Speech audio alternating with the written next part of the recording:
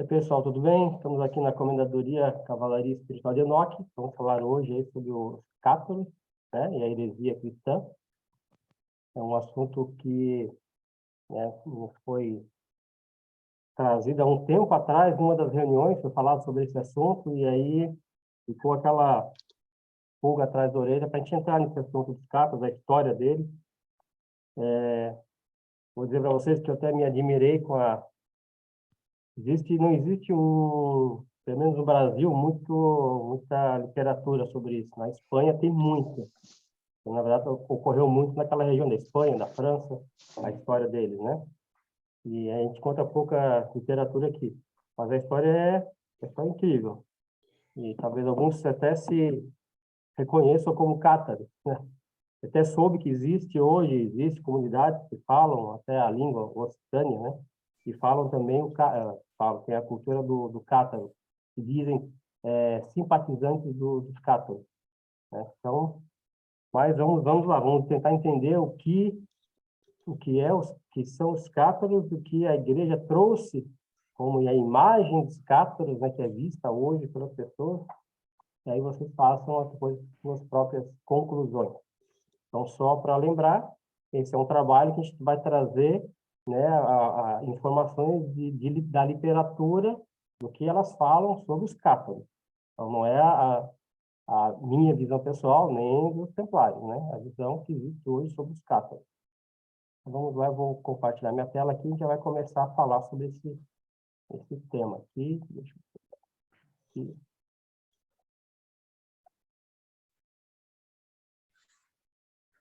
Está aparecendo para vocês aí? Estão vendo? Cátaros e a heresia católica? Perfeito, sim. Uhum. Sim. Então, tá jóia.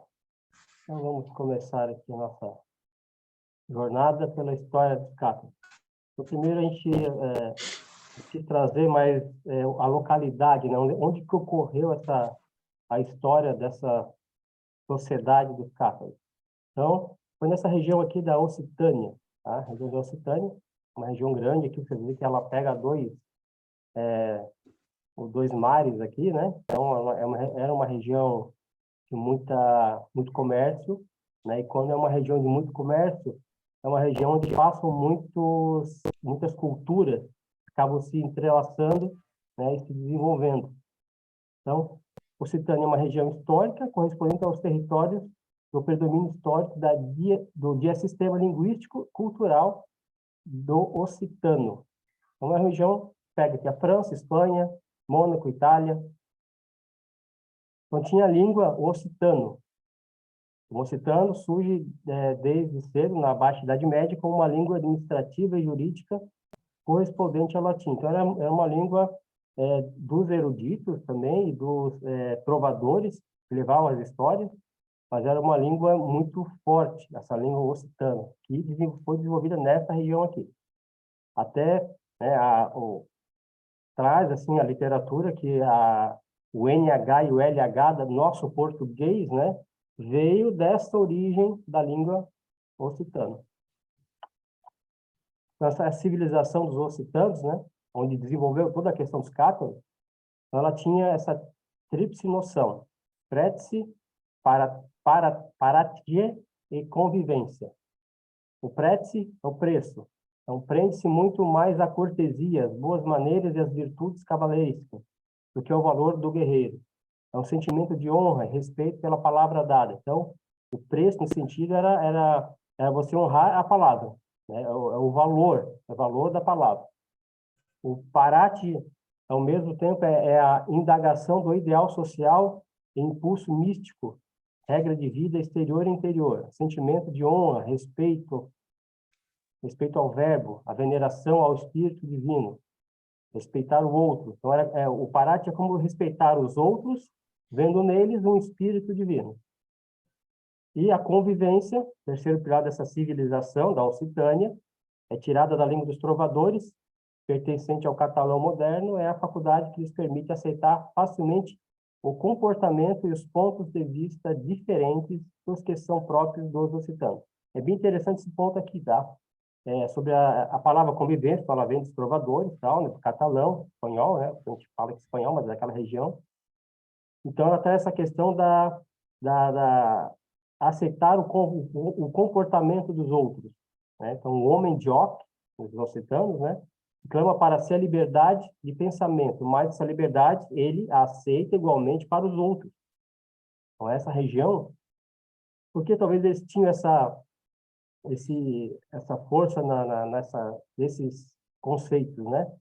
Do preço, do valor da palavra, de ver no outro um ser divino e também de respeitar a opinião dos outros. Então, assim começou a desenvolver toda esta região da Occitânia. E essa forma de pensar é que vai causar aí um embate lá na frente. Então, nessa região da Occitânia, se divide em Languedoc e Languedoc, que era a forma como se falava o sim, né? O sim se falava oc, nessa região baixa da Occitânia, e o sim na região alta ali, já pega a França, já falava oio. Então, a região do Languedoc, né? Ou Linha de Oc, é uma região com terras de passagem e de muito comércio, como vocês estão vendo aqui nas imagens. O clima, ó, ameno, muita riqueza no solo e no subsolo. Então, você vê que aqui é uma região muito rica. E isso vai ser algo que vai ser, vamos dizer assim, vai brilhar para que os fatos comecem a acontecer na história aí que acaba envolvendo os casos. Então, tinha a relação comercial era muito forte, né? Até eles comparavam, né, a parte dos portuários, também as cidades gregas com muito comércio. Aí tem aqui historiadores, o Políbio e Estrabão, épocas diferentes, né? Mas já tinham descrito aí que era uma cidade com havia muito comércio nessa região. E ali se cruzavam, né, gente de todo mundo, né? Do Oriente, Ocidente, do Oriente, na verdade, né? Do Ocidente não, do Oriente acaba se cruzando sempre nessa região onde tinha muito comércio. Mas, se não me engano, eles tinham cobre ali, aqui, ó. Passavam por ali âmbar, tânio e cobre. Então, eram minerais, né, na época, com alto valor. A organização social de toda essa região, né? Então, tinha lá os burgueses, que eram os comerciantes, né, os senhores feudais, então, que faziam o controle da região. E tinha uma forma parcial também, que era um vínculo feudal ali, entre os burgueses, né, e os senhores feudais, né? Fazia vamos dizer assim, é como se eles vendessem parte do título deles para os burgueses para pagar as dívidas, né? Então, fazia uma jogada ali para que os burgueses também, com a riqueza deles, essa riqueza entrasse também para o senhor feudal. E tinha também, para vocês terem uma noção ali nessa região, toda essa região ali, como tinha valor a palavra, né? Então, e a organização era tão grande que até os cobradores de impostos, né, eles prestavam um juramento, né, que os impostos tinham que ser cobrados justamente, né, faziam ali então o seu juramento. Esse período que eles ficavam no cargo também era provisório, não era um período eterno. Então, eles eram eleitos para aqueles cargos.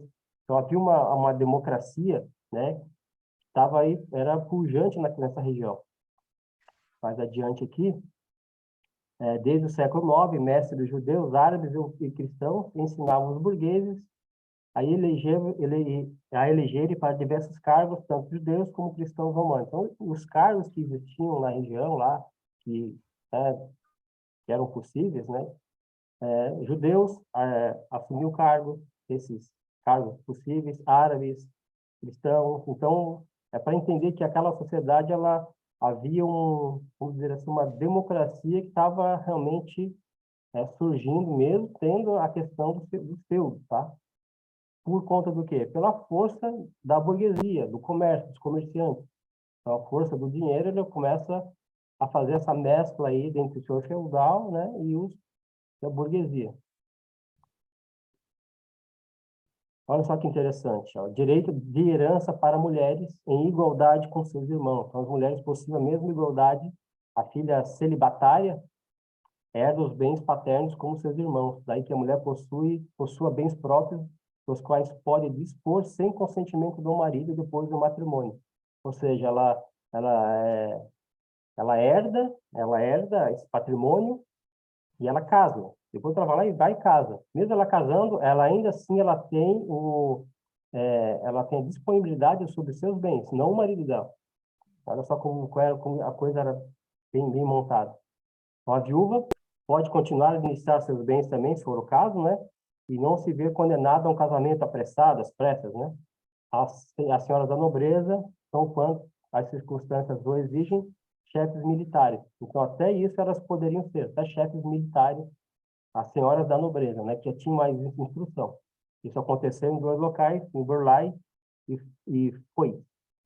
Então, a independência da mulher e suas atividades pareciam ter sido reconhecidas e admitidas pela sociedade masculina. Tudo isso é objeto de um escândalo para o clero romano, né, onde a mulher tinha que ter a dependência do homem. Mas como aqueles princípios que foram ditos em cima daquela região foram sendo montados, né, a mulher tinha seus direitos. Então, temos aqui, nessa região, supremacia do valor individual sobre o nascimento. Então, não importava o teu nascimento, importava o valor individual que você tinha. Buscava o respeito da liberdade, né? Vamos ver aqui, as primícias dessa tríplice organização social do século XII, nas terras do Conde de Toulouse, são vistas com desconfiança. Então, esse Conde de Toulouse aqui é uma das maiores regiões ali, a região sul, né? Região sul da Occitânia, uma região gigantesca. Então, nessa região havia muito comércio e esse conde aqui era o responsável. Só que essa organização não condizia com a força de uma mão de ferro aí de uma igreja, se precisasse atuar. Aí começa então, a cruzada contra os albigenses, né? Que vai pôr fim a essa civilização occitânia. Estava bem à frente aí do seu tempo, ela estava progredindo rapidamente para a questão mais democrática. Então, a cruzada albigense, denominação derivada de Albi, é a cidade situada ao sudeste da França, sudoeste da França, também conhecido como Cruzada Cátara ou Cruzada contra os Cátaros. Foi um conflito armado entre 1209 e 1244. Iniciativa do Papa Inocêncio III, com apoio da dinastia capetiana, reis da França na época. Então, o que acontece aqui? Ó? O que eles queriam, né, na verdade, né? Favorecer a expansão para o sul das posses da monarquia capetiana e seus vassalos. Então, a França tinha interesse em avançar naquela região lá, que era uma região catalã, que era uma região que não era, apesar de eles terem feudos da França, aquela região era dominada ainda pelos catalães, por uma outra hierarquia que não a corte francesa. Então, começa aqui um jogo de interesse, né? Por que dessas invasões? Aí vocês vão entender por que houve tudo isso aí. Então, os cátaros, né, foram acusados de heresias, né? Então, a independência do espírito peculiar aos habitantes de Languedoc, a região de Languedoc, que era a região norte, né, não tardou a suscitar problemas para a Igreja de Roma. Na época conviviam cristãos, judeus, muçulmanos na região, né, destacando isso aqui, que na época havia essa mescla de religiões, cristãos, judeus e muçulmanos conviviam na região. Então, por que foi uma dessas, vamos dizer assim, religiões, vamos ver adiante se era religião ou não era, por que ela foi alvo dessas cruzadas, né? Então, vamos falar então sobre, né, qual é a lógica disso aqui. Então, voltando um pouquinho, no século III, a gente chega lá na Pérsia, onde a religião do Zoroastro se desenvolveu e expressava o combate à luz sobre as trevas, no plano cósmico, manifestação do combate entre Ahura Mazda, Senhor Luminoso, e Arimã, Espírito das Trevas. E no plano moral, o combate entre o bem e o mal. Bem e mal não são dois deuses antagonistas, senão dois princípios subordinados a um Deus. Supremo, eterno, que os gnósticos chamam de incognoscível, ou seja, inconcebível, porque não pode ser, o homem não tem como conceber a imagem de Deus. Então, traz essa questão da dualidade, né, da força do bem e mal. Essa concepção acima foi retomada e desenvolvida por Mani. Então, nós tínhamos lá na Pérsia o Zoroastro. E aí, só que essa forma que o Zoroastro apresentava, ela foi reformulada por Mani. E aqui começa a história, então, dos cátaros, tá?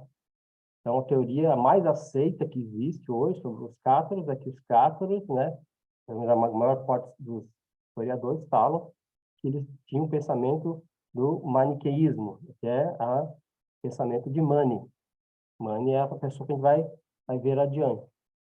Então, existem algumas linhas teóricas, né, mas aceita que os cátaros seguiam o maniqueísmo, de Mani. Então, outra linha fala dos cátaros e o hermetismo. A afirmação mais difundida sobre os cátaros é que eles são maniqueístas, defensores da existência de dois princípios, do bem e do mal. Esses princípios seriam de igual importância para alguns, dualismo absoluto, e para outros, menos importante, seria um dualismo mitigado, né, só princípios. Em outra ordem das coisas, há quem afirme que a doutrina cátara seria uma doutrina lunar. Esses estudiosos opõem as doutrinas templárias de natureza solar. Há também quem diga que os cátaros eram uma doutrina solar. Vamos ver aqui. Adiante um pouquinho. Aí uns falam que os cátaros eram cristãos, né? Deixa eu pegar aqui, como 10, né? Aqui fala aqui as teses sobre os cátaros, né? Posso colocar aqui. Então, o Hermínio Miranda, que é um dos livros que eu vi, né? Eu verifiquei, ele fala o seguinte: não há, pois, nada de maniqueísmo no catarismo, apenas uma releitura dualista dos evangelhos. Outros falam que são considerados cristãos da igreja. Outros falam, catarismo não é uma heresia, mas uma religião. O outro fala, trata-se de uma mera sobrevivência do misticismo celta cristianizado. O outro fala, os cátaros estavam recuperando o cristianismo primitivo. Tudo autores diferentes. Anne Bremont fala que os cátaros pregavam exclusivamente sobre textos cristãos. Nenhuma frase da abundante literatura de Mani. O fundamento da pregação era a mensagem de Cristo. O outro lá fala, não há, pois, nada de maniqueísmo no catarismo, apenas uma releitura dualista dos evangelhos. Então, assim, vários autores, né, dão uma interpretação diferente do que os cátaros buscavam. Mas o principal, né, que a gente vê hoje das pesquisas é o maniqueísmo. É isso que levou os cátaros, né, a essa perseguição. E o que é o maniqueísmo? A história, né, a história do maniqueísmo, para vocês entenderem. É a história do filho da viúva. Então, eu vou contar a historinha para vocês aqui. O Corbícius nasceu em 215 depois de Cristo na Pérsia. Quando estava com 7 anos, foi adotado por uma viúva, por isso que é o filho da viúva, o que lhe valeu o codinome de filho da viúva. A viúva era de origem, olha só que interessante, ela era de origem egípcia. Foi esposa de um mercador chamado Citiano. Esse mercador havia trocado o deserto do Egito, onde adquiriu conhecimento dos antigos mistérios da religião do país. Quando ia a Jerusalém discutir com os autores da lei, morre, quando seu companheiro de viagem, o Terebinto, que era iniciado nos mistérios gregos de Mercúrio, recolheu os escritos de Citiano, em número de 4. São os 4 livros: o livro dos mistérios, capítulos, o Evangelho e o tesouro da vivificação. Terebinto morreu ainda na Babilônia, onde os escritos de Citiano retornaram então para a viúva, mãe adotiva do Corbício, né, que ele tinha sido adotado. Então, o padrasto dele, Citiano, é que viveu no Egito, tinha os conhecimentos, né, escreveu os livros, faleceu e essa literatura passou para a mão do Corbício, que era o filho da viúva. Aos 12 anos, o adolescente teve uma revelação do rei do paraíso da luz, revelação dada por um anjo, Altaun, ou El-Tavan, que, em vista da missão de cumprir, convidou a abandonar a religião da Pérsia para fundar uma nova crença, aos 12 anos. E aos 24, quando da coroação do rei da Pérsia, o Shapur I, apresentou-se ao soberano como chefe espiritual de uma nova religião, a Paracleto, e desde então passou a se chamar Mani. Foi acolhido na corte com o dever de curar o filho doente do rei. Olha só a encrenca que ele arrumou. O filho morre, o filho do rei acaba morrendo, né? E Mani é preso. Ele fica na masmorra lá. Tempos depois ele consegue, os discípulos dele vão lá e conseguem libertar ele. Mani retorna para a Pérsia, mas sempre acompanhado de 12 discípulos. Lá confrontou os sacerdotes da religião do Estado e, recusando ser tratado, foi condenado à morte, como herege. Os discípulos levavam, aí quando foi morrer, aí morreu, né? Os discípulos levaram essa doutrina dele, então, para a Índia, Ásia, China, Egito, Tunísia, Argélia, e até que chegou na Europa, Itália, Espanha, aquela região ali da Occitânia.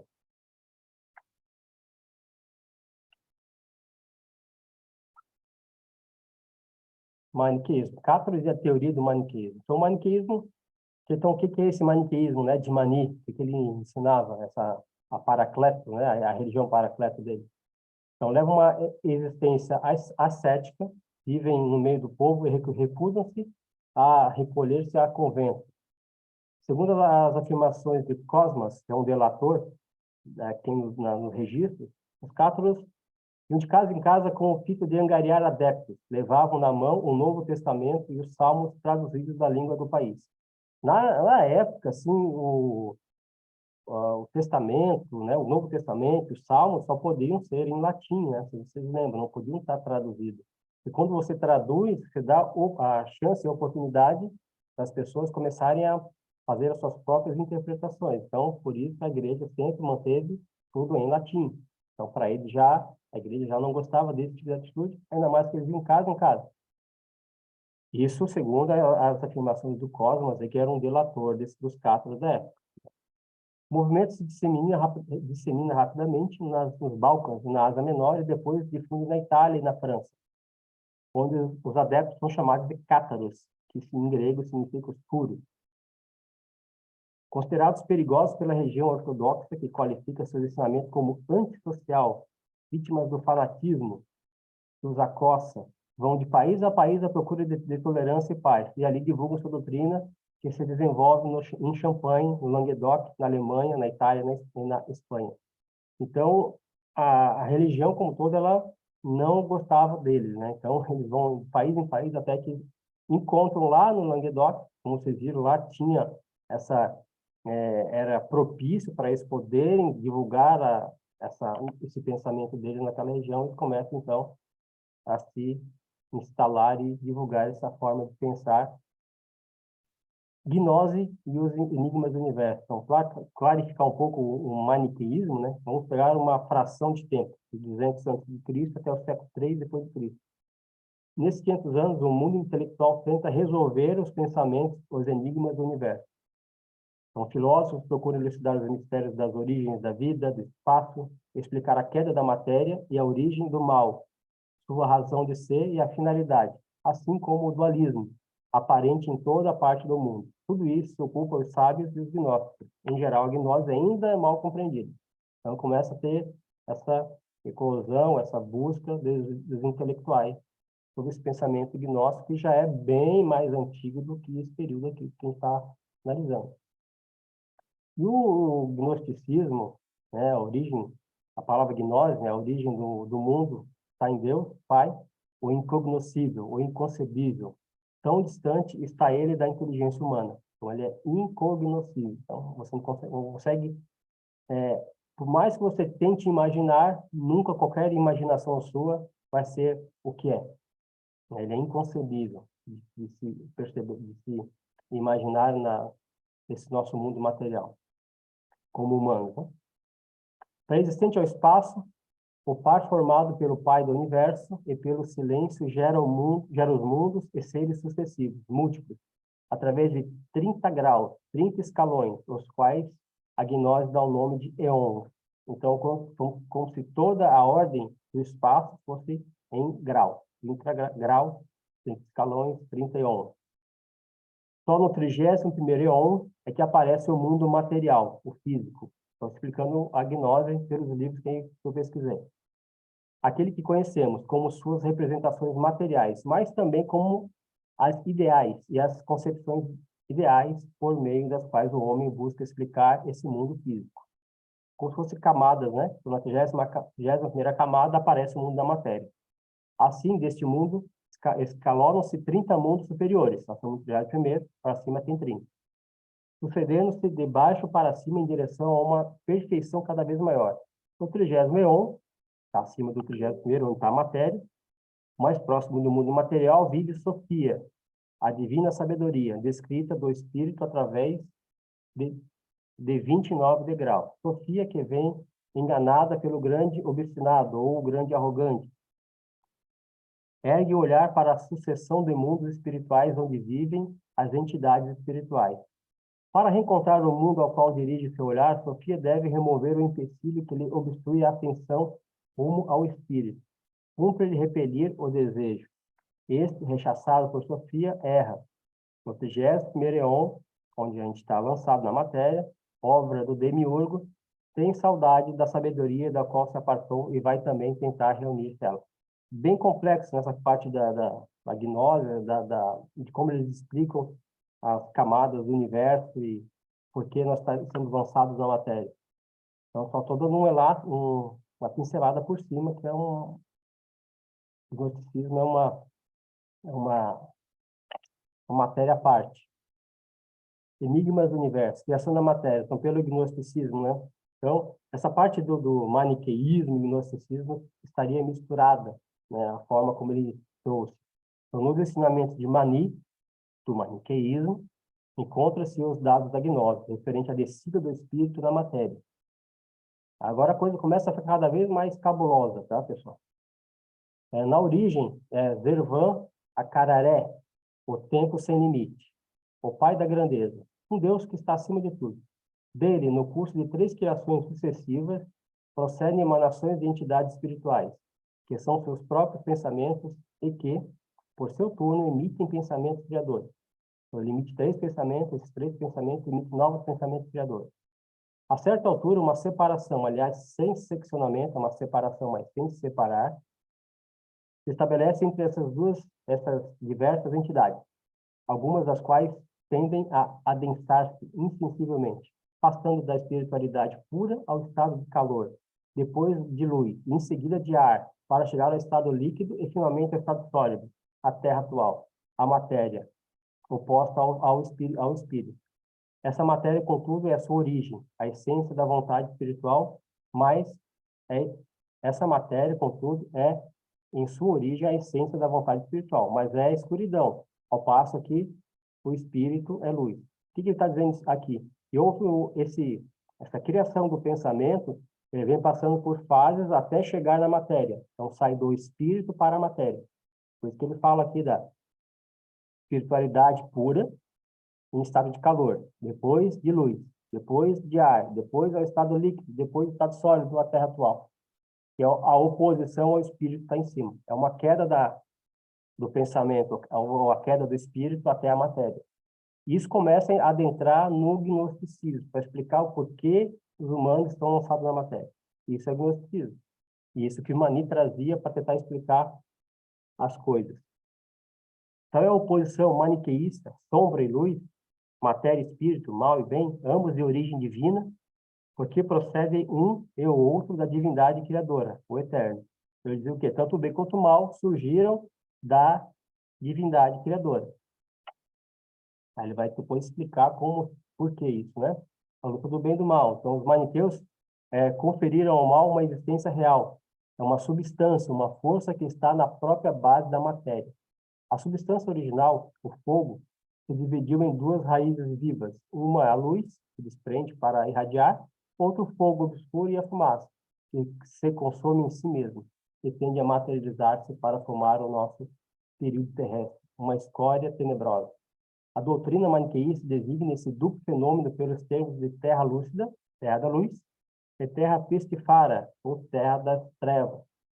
Maniqueus são uma realidade, os maniqueus são uma realidade, se opõem um ao outro. O mal, que se apartou da divindade, exerce um desacordo com a ordem divina, uma atividade desordenada que diminui os seres, porque não é conforme nem a origem, nem a natureza dele. O mal é uma verdadeira resistência à ordem desejada pelo incognoscível na criação. Inversamente, o bem é o que aumenta e mantém o ser. Então, está dizendo que o mal ele se opôs, depois da criação, ele se opôs ao próprio Criador, né, na forma de agir, né, essa energia foi criada. A necessidade de luta constante é a base de todo o maniqueísmo. Mani especifica que esse combate principia desde a origem, desde a manifestação entre as duas forças. Dois princípios, pretende-se ver aqui a afirmação de dois... Aqui, ó. Pretende-se ver aqui a afirmação de dois deuses, duas raízes, dois princípios que se tocam. Então, essa questão aqui haveria no início a criação dessas duas forças, do bem e do mal, pelo próprio Deus, né? Foi usada também como se eles entendessem que havia dois deuses. Ou seja, essa forma de pensar foi deturpada e usada contra eles depois nessa luta contra os cátaros. Por que então o mal? Eu estou explicando mais ou menos o maniqueísmo, tá? Porque eles lançaram sobre os cátaros todo esse pensamento da dualidade, como fosse totalmente do maniqueísmo. Mas como a gente já viu ali, existem várias correntes que dizem que o maniqueísmo não era isso, o maniqueísmo era outra coisa. Então, a gente não sabe exatamente a gente vai saber ali na frente o motivo, né? Mas então, vamos lá. Por que então o mal?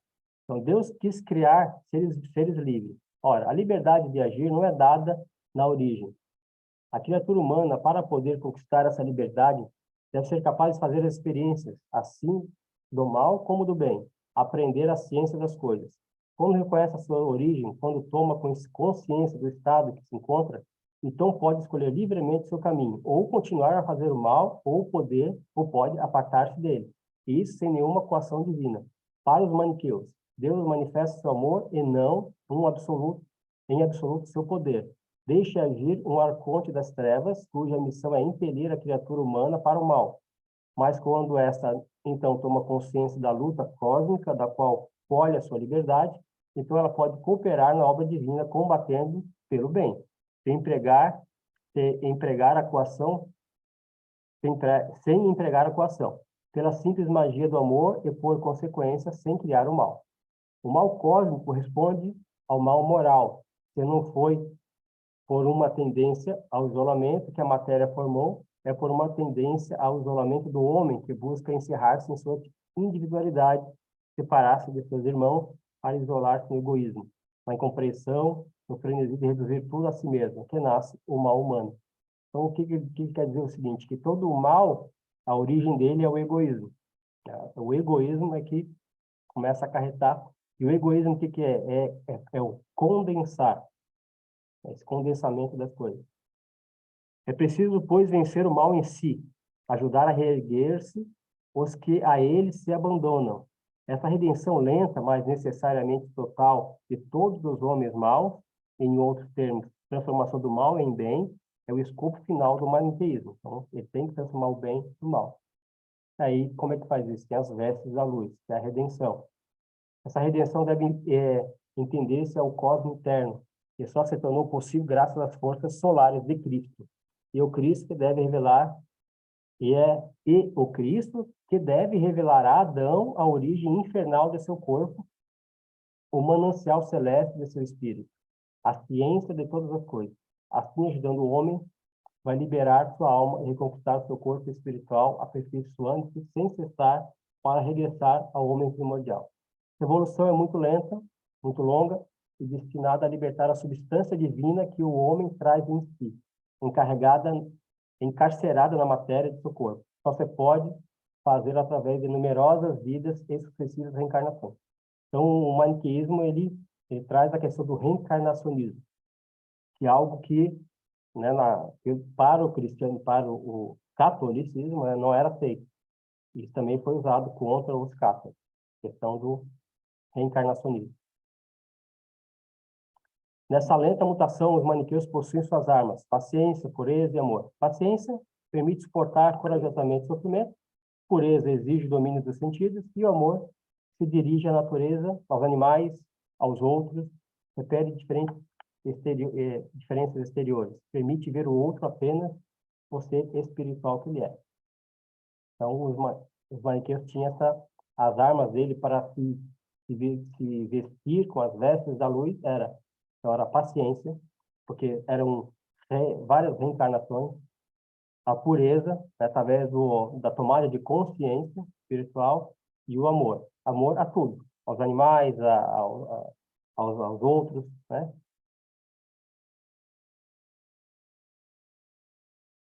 Então, o maniqueísmo também tinha essa parte dos iniciados, né? Então, eles faziam as suas iniciações.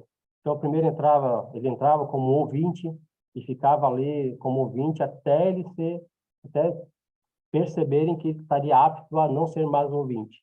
Aí passava por um outro estágio, de pregador ou filho de segredos, depois administrador ou filho da razão, depois servidor ou filho de saber, e por fim ao grau de instrutor ou filho da doçura. Então, os maniqueus tinham uma hierarquia, de evolução ali nas crenças dele. Então tinha também os selos, né? Os selos da verdade, da temperança e da humildade. Tem os 3 selos também. Então, o selo da verdade, vamos ver aqui, é conduta inspirada na sabedoria dos pensamentos e palavras sempre puras. O selo da temperança ou da castidade proibia matar animais, destruir plantas, destruir árvores, só se fosse urgente a necessidade. Caso de árvores, tá? Animais não podiam matar. Humildade, o homem como membro da humanidade. Então, humanidade que não leva em conta raças, nações, que só pode ser salva pela fraternidade universal. Então, eu tinha 3 selos: da verdade, temperança ou castidade, e da humildade. Esses selos correspondiam a 3 gestos que as estátuas medievais nos tornaram familiares. A mão em esquadro era levada à altura da garganta, para o primeiro selo. Primeiro selo da verdade. Segundo selo da temperança ou castidade. Vamos ver aqui. A altura do coração, para o segundo selo. E o terceiro selo, a altura do plexo solar, para o terceiro que está na cabeça. Então, esses 3 selos e 3 sinais que eles faziam. Cerimoniais tinham rituais também, né? 3 rituais que eles tinham. Deixa eu ver aqui. Tá. Eu vou entrar muito na questão do ritual. Doutrina cátara. Aí tinha as doutrinas deles, né, que também foram usadas contra eles, né? Mas é interessante na doutrina deles falar uns detalhes aqui, ó. Os iniciados iniciados já na ordem dos maniqueus ali, dos maniqueus, né? Ensinavam aos crentes a doutrina relativa à origem do bem e do mal, quase nos mesmos termos dos maniqueus, os cátaros, né? Mesmos termos que os maniqueus. Existiam 7 céus da visão de Isaías. Nas emanações divinas existem 9 hierarquias: anjos, arcanjos, arquéns, potências, virtudes, dominações, tronos, querubins e serafins. São as hierarquias. Tem um texto deles que é a ceia secreta, né? Que remete a um texto cátaro, que é um texto cátaro, que conta a história, então, a seguinte história, né? O texto cátaro indica que Satã é uma entidade das trevas que governa as virtudes, entidade de quinta hierarquia. Em tal glória que, do trono do Pai invisível, ele governava as virtudes dos céus. Descia dos céus até os infernos, subia dos infernos até o trono do Pai. Satã pertence às esferas dos tronos, governa as hierarquias inferiores, anjos, arcanjos, arquéns, potências, o que explica a sua facilidade de ir e vir aos céus, aos infernos. Muito próximo de Deus, no trono do Pai, ele governava as virtudes, entidade de quinta hierarquia. Ocorre que Satã concebeu o desígnio de colocar seu trono acima das nuvens dos céus e quis ser semelhante ao Altíssimo. Ele se revolta e Deus o deixa reinar sobre os pecadores e tentar os injustos. Os anjos seduzidos não eram livres e não puderam, por isso, escolher, mas afastados de Deus, menos fortes e menos perfeitos, eles sucumbem à sedução de Satã, que se exerce até o quinto céu. onde, constante a visão de Isaías, ocorre o combate entre os anjos fiéis e os anjos seduzidos, entre a luz e as trevas. Entre os princípios, entre os espíritos seduzidos por Satã, encontra-se Lúcifer, de que não é a mesma entidade, né, para os maniqueus aqui. Ó. Entre os espíritos seduzidos por Satã, encontra-se o Lúcifer, originalmente o bom, que Lúcifer era um anjo de luz, né? A quem os cátaros chamam de filho do diabo principal, colocando-se à frente dos rebeldes. Lúcifer combate contra Miguel, ou Micael, a ser secreta conta. Meu pai deu ordem e transfigurou Satã em razão de seu orgulho. Retirou a luz da glória divina da sua face, como ferro abrasado pelo fogo. Teve 7 caudas, os 7 pecados capitais, e arrastam 1/3 dos anjos de Deus. Satã desce, pois, do céu até o firmamento, desprovido de suas estrelas. Mergulhado nas trevas, perdeu a luz, alva da sua face, substituída pelo clarão vermelho do ferro em brasa. A cor vermelha é o símbolo da espiritualidade divergente, que é atribuída a Lúcifer no conto Cátaro, a grande besta com cabeça de homem. A luta prossegue no firmamento e Satã diz a Deus: pequei, tenha paciência comigo, eu lhe devolverei todas as coisas. E Deus lhe permitiu fazer tudo o que quisesse até o 7º dia. Os elementos no estado de caos procedem de Satã, mas nem ele nem Lúcifer são capazes de organizar o caos. Então, na verdade, conta a queda de Lúcifer, né? Conta a queda do diabo, né? A Terra. E é esse conto, né? Que tenta trazer essa história de como os anjos, tem os anjos caídos e como Lúcifer cai, né? Para a Terra e tem o embate dele e de Micael, se não me engano, o Micael significa Deus, é como se fosse um reflexo de Deus, né? Que ele é um anjo, Micael, e ele embate com Satã e Satã cai. Toda essa história aqui é praticamente, se pegar a história da Cabala ali, né? Da Cabalá, ela conta a mesma história. É bem interessante esse item. Nascimento das almas humanas. Isso aqui também foi usado contra os cátaros, tá? Alegando, como eles eram seguidores do Mani, né? Dos maniqueus. Olha só. Na origem, o homem está no mundo espiritual. Os homens são sem sexo. Tem uma tripla composição: espírito, alma e corpo. Mas o corpo espiritual, esses corpos primitivos, são chamados de túnicas ou vestes, formadas como a do Cristo glorioso. Em outros termos, o homem é um ser espiritual, andrógeno, que Satã quer pôr ao seu serviço, encerrando-o num corpo material, feito de limo da terra, mas que esse invólucro material possa ter vida, é necessário incorporar-lhe almas.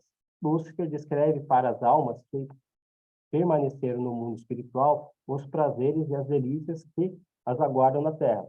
O filho do diabo principal, né, que é o Lúcifer, insiste também no fato de Deus haver permitido somente o bem.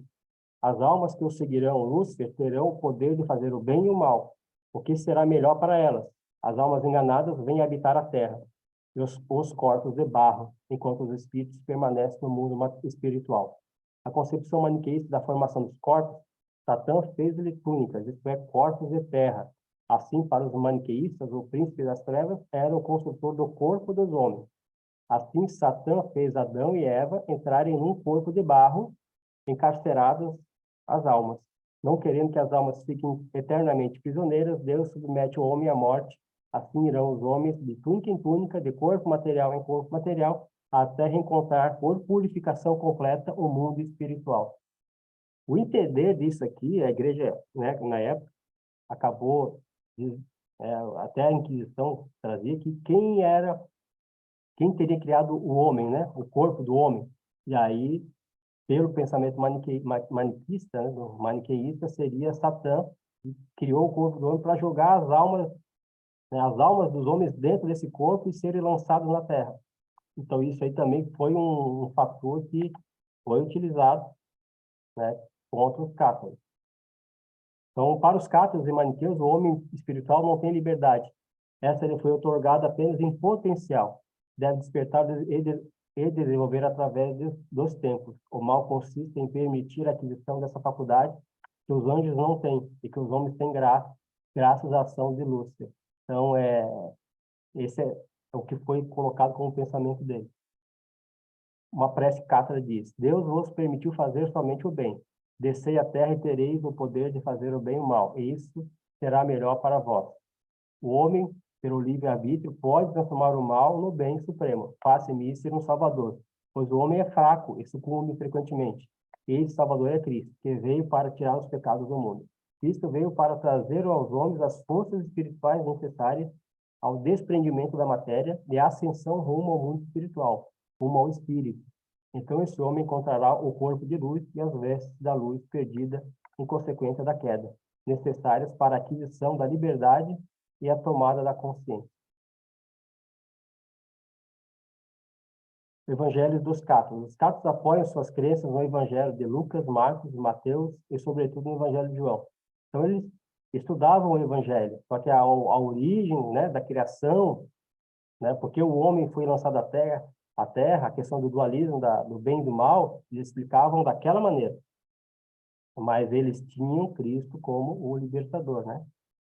Tanto que eles eram considerados cristãos. Não digo católicos, né, da Igreja Católica, mas cristãos dentro desse pensamento dele. Vamos ver aqui. Na Cristologia Cátra reside na manifestação do Cristo cósmico, no corpo humano particularmente puro, o do homem Jesus. Não tinha o culto à Virgem Maria, considerada um recurso material para a vinda desse Jesus, né? Para a vinda do Jesus. Sua veneração se dirigia a Sofia, Virgem da Luz, símbolo da sabedoria divina descida ao pleroma até o 29º éon, como falei lá no início. Então, eles não cultuavam a Virgem Maria. Para eles, existia uma Virgem de Luz, que era a Sofia, que era o conhecimento, né?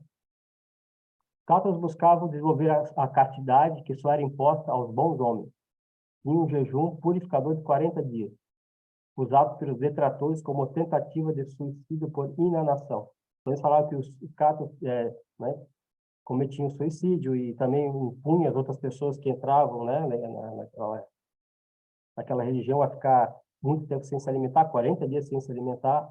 Então, isso aí para eles era só com água, né? Pão e água. Vamos ver aqui. E eles tinham também a imposição das mãos, que era o consolemento, o estudo dos evangelhos, das epístolas, a continência sexual, né, que não poderia fazer sexo, a abstinência de produtos de origem animal, rejeição ao batismo pela água, a Eucaristia e a própria cruz. Então, eles, a questão da Eucaristia, não faziam, a cruz, eles não aceitavam a cruz, porque a cruz era um símbolo de sofrimento, rejeitavam o batismo pela água, né, os batismos eram através da imposição das mãos, a questão da continência sexual ali, de se abster de sexo e tal, isso aí para a igreja também usou, que eles queriam destruir a humanidade, né, porque não ia ter mais pessoas nascendo, também isso foi usado contra eles. Então, acusações, né, igreja de Satã contra a igreja do Espírito, essa foi a grande chamada deles para começar a incutir nas pessoas a ideia. Alegavam os delatores, os cátaros querem solapar a ordem social existente por ódio à matéria. Então, eles dizem que os cátaros tinham ódio à matéria. Aspiravam à destruição da sociedade medieval e da humanidade, né? Porque não ia nascer mais ninguém. Os cátaros rejeitam o juramento que o simples sim ou não devem bastar. Eles não juravam, era sim ou não.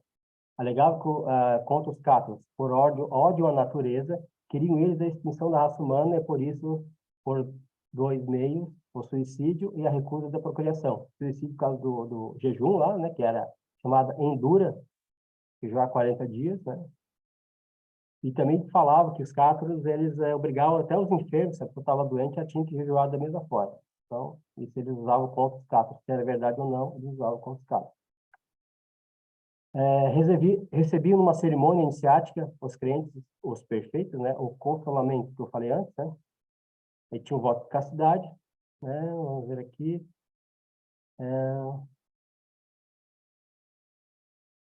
Ele tinha que renunciar aos bens materiais, praticava fraternidade, levava uma vida austera, sem acumulação de riqueza. Então, isso é uma coisa que os cátaros faziam, não acumulavam riquezas.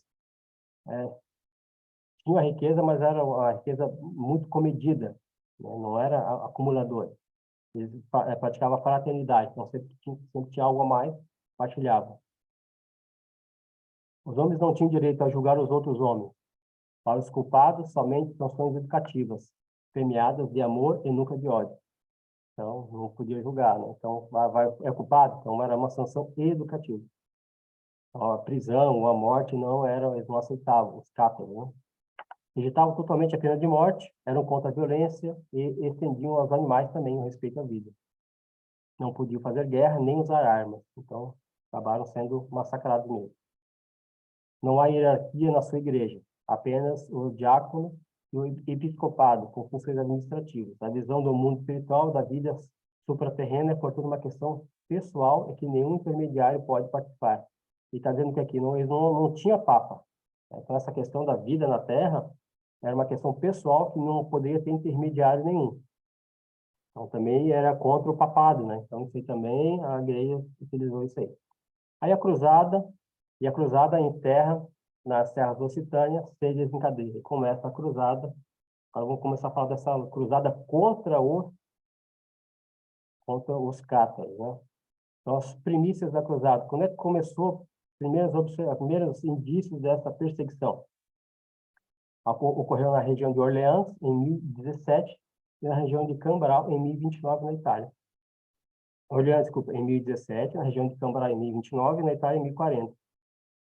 Começou a aparecer algumas perseguições contra essa nova forma de pensar. E antes disso ainda havia rumores no ano de 970, onde o padre Cosmas mencionava uma heresia dualista. Então, são as primeiras observações, né, dessa que eles alegavam, essa heresia dualista, da dualidade. Aqui temos o Concílio de Latrão, em 1179, Papa Alexandre II reuniu o terceiro Concílio de Latrão, e começou a condenar a atitude desses heréticos, né? Que eram os patarinos, os publicanos e os cátaros, assim como os defensores deles, e concedia indulgências aos que perseguissem aqueles infiéis ali. Mas aí teve o Concílio de Verona, em 1184, o Papa Lúcio confirma as decisões do concílio, aí entre elas, o julgamento eclesiástico não condena a morte, e está dizendo que a igreja apenas condenava a atitude dele, não condenava ele à morte. O julgamento recorre à ajuda dos príncipes e dos senhores para a aplicação dos suplícios corporais. Então, os suplícios corporais eram outras pessoas que iam fazer, ou seja, as torturas, né? E os heréticos, seja quem for, deverão ser entregues ao braço secular, seriam os executores. Então, a igreja está dizendo o seguinte: lava minhas mãos, quem vai torturar, quem vai matar, não sou eu só estou dizendo que ele é culpado por heresia. Então, tentava, né, lavar a mão, mas não foi muito, não foi que foi observado. Aí, o Inocêncio III, aqui começa.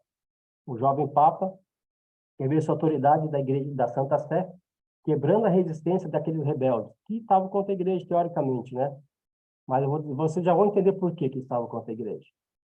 E por que eu estou dizendo isso? Porque, como eu falei lá no início, naquela região lá, era uma região de grande comércio, então lá tinha judeus, tinha muçulmanos, tinha os cristãos, então circulava algumas religiões diferentes, que é uma região de comércio.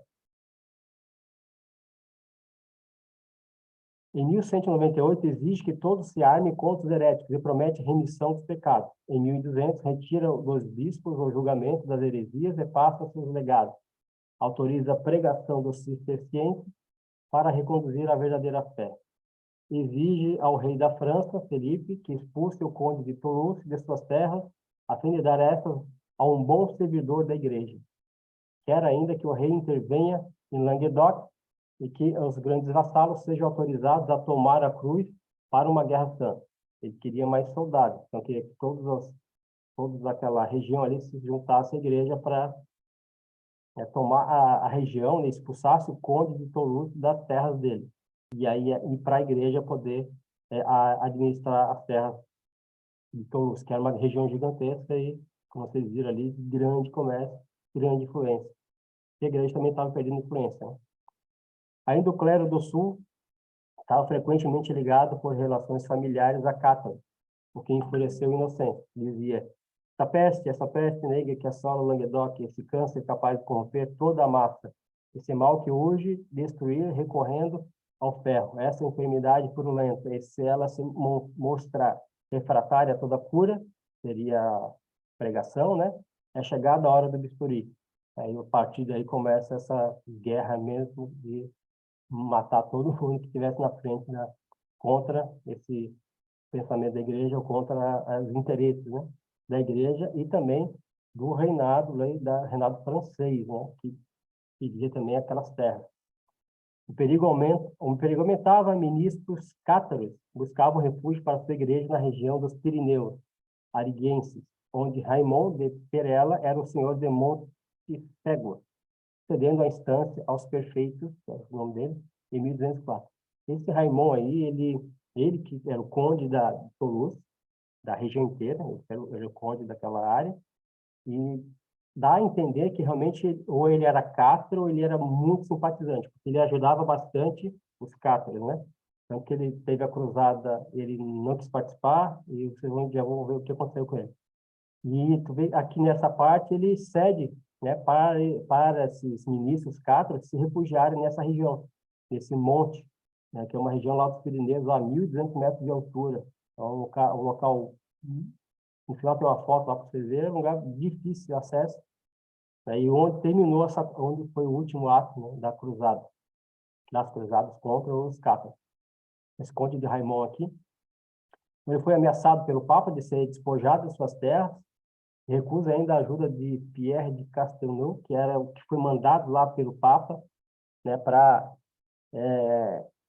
impor a Raimond que ele entregasse todos os cátaros que tinham na região dele lá. Se não entregasse, ele ia ser responsabilizado. O que aconteceu?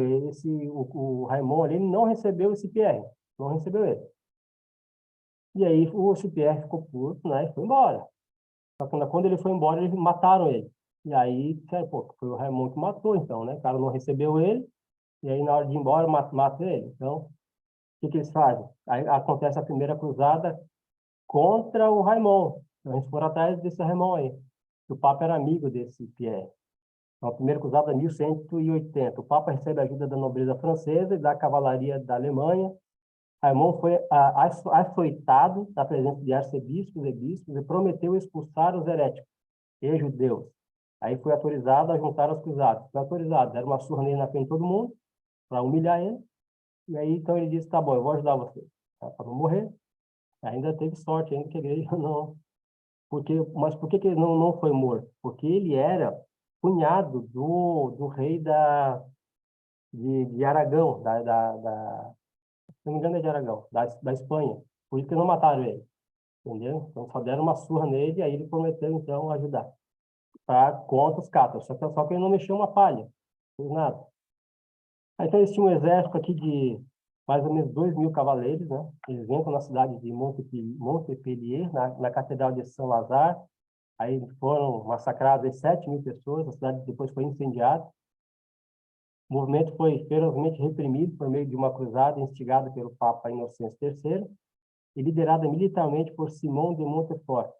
E Simão de Montfort, ele queria não só a ascensão, né, mas ele queria também as terras para ele, né, os espólios dessa guerra. Então, ele era se não me engano, cônego do Papa. Então, ele foi incumbido de estar na frente desse exército, 2.000 cavaleiros, que não era cruzados só, tinha várias milícias ali dentro, muita milícia, muitos soldados que vinham por quê? Porque os espólios das invasões ficavam com eles, as terras ficavam com eles, entendeu? Então o interesse era totalmente outro, né? Então esse, esse exército foi formado contra esses hereges que eram os cátaros. Agora vocês começam a entender por que dessa luta contra os cátaros, né? Agora é minha visão, né? Para mim foram bodes expiatórios, né?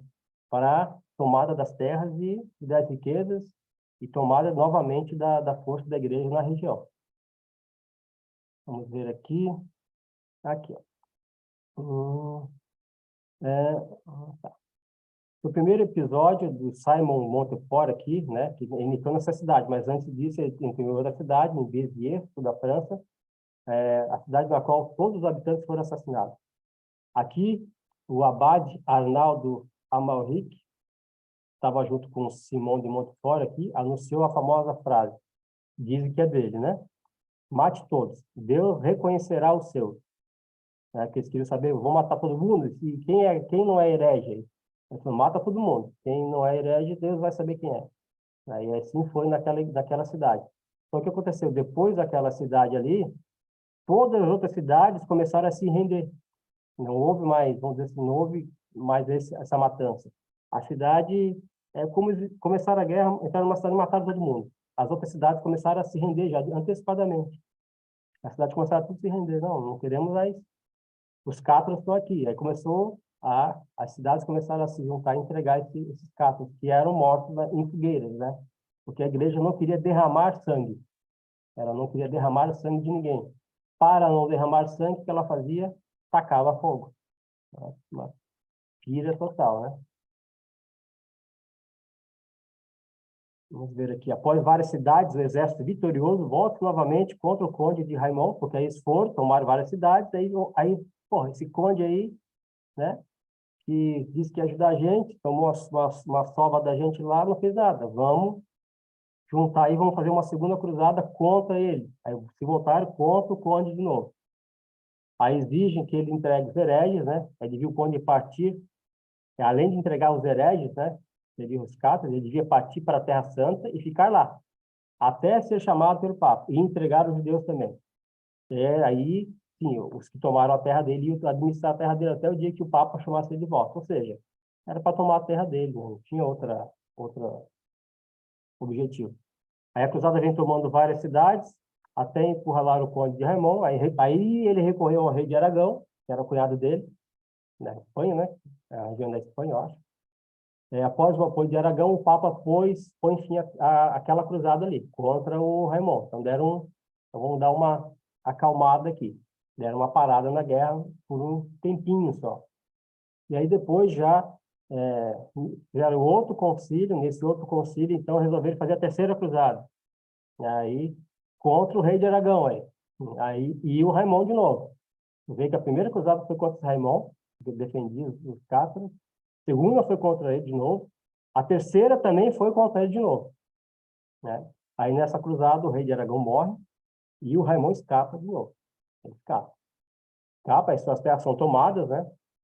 E aí depois ele junta um novo exército, o Raimond volta para a terra dele e toma ela de volta. Aí ele sai vitorioso em 1218, mas ele morre em 1222. Então ainda conseguiu recuperar a terra dele, esse Raimond. Aí temos a quarta cruzada. A quarta cruzada é do Luís VIII aqui. Ele é um herdeiro daquele Simon de Montfort lá, que entrou na cidade, matou todo mundo e foi tomando as terras, né? Ele foi tomando as terras, mas não conseguiu tomar todas as terras, por quê? Porque esse Raimond, depois ele voltou, depois da terceira cruzada, que tinha perdido as terras, ele voltou e tomou de volta. Como eu acabei de falar ali em cima. E esse Luís aqui, que era herdeiro desse Simão, se dizia herdeiro dele, aí ele resolveu unificar essas terras de novo, ou seja, ele queria as terras desse Raimond para ele. Aí ele abre a quarta cruzada. Contra quem? Contra esse Raimond de novo. Primeira, segunda, terceira e quarta cruzada contra esse Raimond. Vocês estão vendo que é uma questão de terra aqui, ó. Questão de terra. A questão dos cátaros é uma questão de fundo, na minha visão, né? Quinta cruzada, aí temos a quinta e última cruzada, e depois já vinha a Inquisição. Aí o Concílio de Toulouse decidiu o quê? Em cada paróquia, olha só como é que eles fizeram. Em cada paróquia, um padre e um leigo se encarregarão de procurar hereges. Isso era na quinta cruzada, já antes de começar a Inquisição. E a Inquisição também, né, já estava junto já. Os senhores mandarão procurar hereges das grutas e esconderijos, e os destruirá. Quem der asilo aos cátaros terá seus bens confiscados e suas casas queimadas. Hereges que se recusarem à conversão serão queimados. hereges reconciliados é aquele que reconhece e volta para o cristianismo, deverão usar uma cruz amarela em suas roupas, uma no peito e uma nas costas. A historinha lembra outro holocausto, né? Antigo e Novo Testamento só em latim. Olha só, lembra que eu falei que eles queriam só o Testamento em latim? Porque é uma forma de controle, né? Se a escritura vem na linguagem do povo, ele consegue interpretar. A interpretação era o monopólio da igreja. Jovens de 14 anos e meninas de 12 anos devem prestar juramento à ortodoxia. Nenhum leigo poderá exercer a profissão de médico. Doentes serão vigiados por conta dos testamentos. Só poderão ser feitos na presença de um padre. Entenderam? O cara estava doente, morrendo, vai fazer o testamento, tem que ter um padre junto. Por quê? Vamos deixar para a igreja, né? Vamos deixar para a igreja. Toda denúncia reconhecida como denúncia exata, renderá ao delator uma importância em dinheiro durante vários anos. Aí começam as denúncias infundadas, aquele horror e a Inquisição. E olha só o que eles faziam. Exumação de mortos eram ordenadas, suas ossadas arrastadas e queimadas e seus bens confiscados. Então o cara morria, estava morto já, tempão, tá? E iam lá denunciar o cara. Ó, aquele lá ele era herege. Aí eles faziam o quê? Abriu o túmulo dele, pegava a ossada dele, tacava o fogo, condenava ele como herege e fazia o quê? Confiscava todos os bens dele. E assim foi. Em 1233, aí teve uma revolta forte, violenta, né? E todos os religiosos da cidade foram expulsos de Toulouse. O povo se revoltou, conseguiram ainda expulsar essa tropa. Porque, assim, é aquela coisa, juntar o povo dá muito mais gente do que o clero que estava ali já estava mais, vamos dizer assim, muitos dos guerreiros já não estavam mais ali. Então, já tinham tomado a cidade, pegaram os seus espólios e já tinham vazado. E tinha ficado só os manda-chuva lá que estavam tocando as terras e tal. Aí a calmaria de 1237, 1241, aí não apazigua os temores dos cátaros, que estavam temerosos, né? Em maio de 1243, começa o último cerco contra a fortaleza que abrigava os 500 refugiados. Lembra que o Raimon lá deu aquelas terras lá para os cátaros, né? Os ministros cátaros se refugiarem lá nos Pirineus e tal. Então, eles foram atrás desse povo aí. Né? Como o Raimon já tinha falecido, foram atrás desse povo aí. E aí, fim da quinta cruzada dos Albigenses, em fevereiro de 1244, foram feitas negociações de rendição. Os reconciliados que aceitaram a religião cristã de volta, né, foram libertos. Mais 250 aí, de cátaros que estavam lá foram para a fogueira. Aí mulheres, crianças, todo mundo. Então, não era reconciliado, vai ter questão também do fanatismo, né? Então, vai para a fogueira. Não reconciliar, vai para a fogueira. A queda de Montsegur marca o fim da igreja cátara organizada, mas o catarismo ainda não desaparece. Aí você tem a imagem aqui embaixo dessa montanha aqui, ó, de pedra, né? Lá em cima ficava essa fortaleza aqui, nessa outra foto aqui, você vê aqui esse castelo, né? Eles ficaram nesse castelo aqui. E aí tem essa estela aqui do lado, né? Que é um monumento aos cátaros que foram mortos queimados, né? Nessa última perseguição contra ele. A história dos cátaros, temos aí a questão do São Bernardo de Claraval. Né? E vai ter aquela pessoa que pergunta, né? E os Templários e os São Bernardo de Claraval não era a mesma época? São Bernardo de Claraval, em 1140, ele soube da questão dos hereges, né? Dessa forma dualista, mas o que ele pregava? O Bernardo de Claraval pregava não é reconciliação, ele pregando, né, o evangelho, né, demonstrando o evangelho, ele ia converter essas pessoas, né, novamente para o cristianismo. E assim ele fez, ele foi até lá. Então está aqui, a Bernardo de Claraval, em 1145, antes da primeira cruzada, daquela cruzada do Pontos Cátaros, antes dela, Bernardo vai a Languedoc, aquela região, só lembrando que ele faleceu em 1153. O que tinha lá? Olha só que ele registrou, São Bernardo de Claraval. As basílicas estão vazias de fiéis, vazias. Os fiéis sem sacerdotes, e os sacerdotes sem honra. Eu já estava virado uma bagunça aquela região. Não há mais senão cristãos sem Cristo. Os sacramentos se acham vilipendiados. As festas religiosas não mais se realizam. As pessoas morrem no pecado. Priva-se as crianças da ida em Cristo ao lhe recusar a graça do batismo. Porque aqui, toda aquela região começou a se distanciar da igreja, né? Então, ele já viu isso aí. As igrejas estão vazias. Irei ainda que bastante enfermo do corpo a essa região particularmente arrasada. Aí ele disse que ia lá. E foi sofrido para ele chegar lá. Com a presença de São Bernardo, diziam ter havido um completo triunfo sobre os hereges, mas a heresia desapareceu, com o herege para romper de novo, de forma mais intensa, um quarto de século mais tarde, quando já não havia um São Bernardo para atacá-la. Então, não tinha mais São Bernardo para né, levar essa questão do reconciliamento com a igreja através do sacerdotismo, da pregação, né? Então, essa era a forma que ele queria que fosse. Mas ele faleceu e aí ele tinha, lá naquela região, tinha um herege chamado Henrique, né? Que pregava bastante essa questão do dualismo, e ele foi preso na época que o São Bernardo esteve lá, depois ele foi preso, e ele morreu na masmorra mesmo, não foi queimado, só ficou preso e acabou morrendo lá na masmorra, anos e anos depois. Só o que aconteceu? Acabou-se esse Henrique, o Henri, né?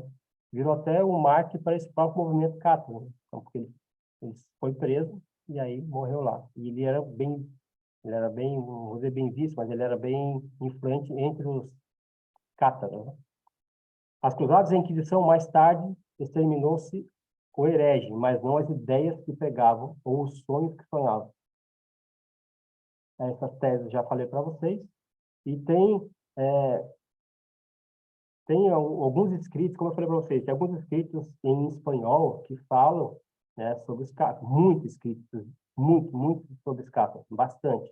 Como eu falei para vocês, tem muitos que seguem são simpatizantes do catarismo. Tem essa frase aqui, ao cap de 700 ans verdego le laurel. Significa, ao cabo de 700 anos, o louro brotará de novo. Aí, uns dizem que é um conto cátaro, num do livro, um texto em espanhol que eu encontrei, fala que é de Guilherme Belisbaste, que é um remanescente da queda de Monteseguro. Ele é um remanescente, né? Então, e aí ele foi perseguido depois e foi morto. Quando ele foi morto, ele proferiu essas palavras, entendeu? Ao cabo de 700 anos, o louro brotará de novo. E quando ele morreu foi em 1321. Aí tem na região lá onde ele morreu, tem essa placa aqui, né? Que é uma região turística hoje, né? Então, você vai lá, você vai ver a história desse cátaro, que é o Guilherme Belisbaste, o cátaro. E aí, 700 anos depois, né, daria 21 de outubro de 2021. Interessante, né? É da nossa era. Uma coisa que eu achei bacana, aqui, um livro, vou pegar aqui, fala sobre o reencarnacionismo. Reencarnacionismo acaba entrando na questão do espiritismo. E tem um livro aqui, que é Os Cátaros e a Heresia Católica, do Hermínio Miranda. E aí ele conta a história de um psiquiatra que tinha um sonho, sempre sonhava com alguém perseguindo ele, matando ele e tal. E aí ele foi fazer anos e anos depois, já era aposentado, fazer uma regressão, e aí entendeu que desculpa, ele conheceu outras pessoas que também tinham o mesmo sonho com a mesma pessoa. E viu que era a mesma pessoa que atacava todas. E aí, fazendo a regressão, viu-se que essa pessoa, que eles eram cátaros e estavam sendo atacados por essa pessoa. Né? E isso na questão do reencarnacionismo, do espiritismo e tal. E aí foi feito, na época, regressões, isso aí foi em 1900 e pouco, esse psiquiatra, ele fez um livro contando essa história, né? E ele diz o seguinte, olha que interessante, e foi feita a regressão de várias pessoas desse grupo. Um desses ex-cátaros, com os quais dialogamos, disse-nos que grande parte dos antigos romanos que perseguiram os cristãos nos primeiros tempos reencarnaram-se como cátaros, dispostos a se redimir. Daquela forma, foram eles os algozes dos cristãos, forçando-os à clandestinidade, escondidos em bosques e cavernas, sem pouso certo, mal vestidos, mal alimentados, mas determinados a praticar e divulgar os ensinamentos de Cristo. Vinham agora vivenciar como vítimas o mesmo tipo de intolerância e opressão que exerceram outrora. Então, ele está dizendo que os romanos, né, que perseguiam os cristãos, agora vieram como cátaros. Aí, todo aquele sofrimento que os cátaros, aquela perseguição, né, é como se estivesse pagando um pagamento de um karma, né, karma coletivo. Ele pagando aquele karma coletivo. Esse livro traz uma visão mais espírita aí dos cátaros e tal. Então, pessoal, deixa eu sair aqui. Então, a história dos cátaros é essa daí, uma história bem resumida, né? Porque, assim, teve muitos acontecimentos durante ali, todas essas fases que eu fui pulando, a primeira cruzada, a segunda, terceira, quarta, quinta, muitas fases fui pulando, muitas histórias particulares fui pulando. Mas a ideia de quem foram os cátaros, né? O que aconteceu com eles, por que que eles foram perseguidos, por que teve as cruzadas, a questão sobre a Claraval, que não teve nenhuma participação, mas antes disso ele foi até o local e é atribuído a ele milagre também, um milagre lá na região. Ele teve um clérigo que também estava doente, morrendo lá, não conseguia andar em nada, e ele falou para Deus dá um sinal para aquele povo. Ele precisava que aquele povo voltasse a crer. E aí o cara, do nada, se levantou, ficou bom, saiu na rua gritando, estava forte, bom. Aí, com aquilo ali, ele conseguiu uma grande conversão naquela região, antes de tudo isso acontecer. Então, seria um milagre, né, atribuído ao São Bernardo do Claraval naquela região. Então, para vocês verem que a perseguição dos cátaros foi mais um viés econômico por trás, pelo meu ver, né, foi utilizado para isso, do que propriamente a heresia, né? Havia uma perca de poder e aí utilizou-se esse bode expiatório. Como eles poderiam ter usado outra religião e tal, para poder usar a força para recuperar terra e prestígio e tal, e tal, tal, tal. E aí veio a nossa mal vista e terrível, né, que foi a Inquisição, é uma sombra na humanidade, por conta da ganância mesmo, total do ser humano. Total, total. Questão dos templários, muitos vão perguntar, e os templários não participaram, os cavaleiros templários, assim, eu procurei em vários livros, não há passagem dizendo que cavaleiros templários. Existem as cruzadas. Eu falo dos templários que participaram, cruzadas. Perguntei para o Pepe, que é da Espanha, ele é da Espanha, ele é estudioso dos cátaros, ele mostrou uma pilha de livros que ele tem dos cátaros, ele disse, olha, tu vai achar um artigo dizendo que os templários estiveram lá. Tiveram porque eles eram das cruzadas. Mas vendo a história que eu percebi aqui, vários cavaleiros templários protegiam os cátaros, protegiam, tá? Porque muito dessa visão gnóstica os templários também tinham, então eles protegiam, e talvez toda essa proteção naquele momento, essa proteção e essa não ação deles contra, porque na verdade eles eram subordinados ao Papa, né? Acabou fazendo com que esse veneno fosse lançado contra eles anos depois. Que aí eles que foram acusados de herege, né? Anos depois. Talvez por não ter agido naquele momento como força militar que era. Mas eles tinham um comandante que era o Papa na época, e a questão era política, né? Infelizmente era dessa forma. Mas o que eu percebi ali que muitos os grupos de cavalaria formados eram milícias que se formavam para invadir terra, fazer saques e destruir tudo. É isso que eles faziam. Então, a intenção era outra. A intenção específica deles era para isso. Por isso que eu tentei pesquisar, realmente não achei dizendo dos templários, tá? Fala de cruzadas, né? Cruzadas. O que seria uma cruzada? Seria um evento onde junta vários cavaleiros e eles vão numa luta. Mas na frente deles tinha um papa. Então fica essa questão, e é meio obscuro, porque realmente não há registro disso. Registro mesmo, não tem. Não tem. Tanto os templários não têm registro, quanto a igreja também não tem registro. Então a literatura também não fala muito. Eles passam meio por cima, porque para a literatura a história principal é o quê? Os cátaros não eram hereges, né? Tinham a visão deles de mundo, e o pano de fundo foi, na verdade, a questão econômica e a invasão de terras da França, né? Para assumir toda aquela região ali. É isso. É finito. Passa aí, se alguém quiser falar alguma coisa, estamos com pouca gente aí. Ricardo, quer falar alguma coisa? Ricardo? A palavra, Ricardo. Opa, Ivan. Ô, Jorge, não, primeiro, assim, fantástico, tá? Parabéns. Até a gente até comentou na última conversa ali, né, sobre a parte dos cátaros, uma conversa que eu estava tendo ali com o Dudu. E uma das coisas que pelo menos no que eu estava lendo, quando eu estava dando uma estudada, é que essa região do Languedoc era uma região muito rica. E muitos templários saíram de Languedoc.